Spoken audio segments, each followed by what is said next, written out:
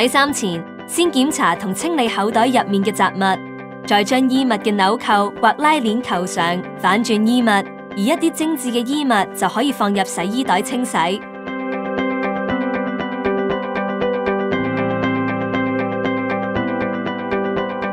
唔同洗衣程序會有唔同嘅洗衣量限制，唔好放超過洗衣程序嘅最大容量。同時留意洗衣時，洗衣桶需要有足夠空間進行洗衫，否則零件會容易耗損同減低壽命，亦會影響潔淨效果。喺使用乾衣功能嘅時候，以下情況亦要避免，包括放衫太多、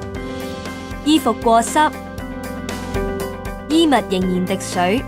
否則會影響到乾衣嘅效果。如果你唔清楚所需嘅洗衣液或洗衣粉分量，可以使用 iDOS 全自動內置洗衣液注入系統。iDOS 智能系統可以儲存大約1個月左右嘅洗衣液同柔順劑分量，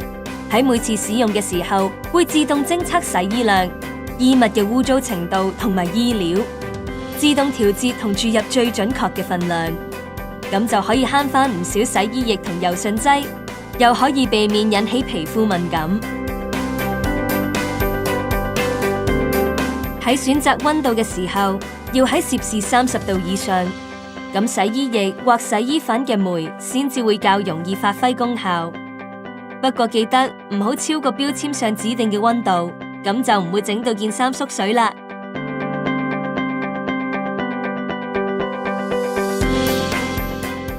如果你想慳時間嘅話，可以選擇 Speed Perfect 功能，可以節省高達65% 時間。而選用 Eco Perfect 功能，就可以降低洗衣機高達50% 嘅能源消耗。你可以喺大多數嘅洗衣程序中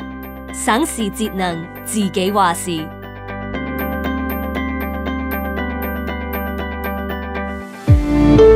Siemens, the future moving in.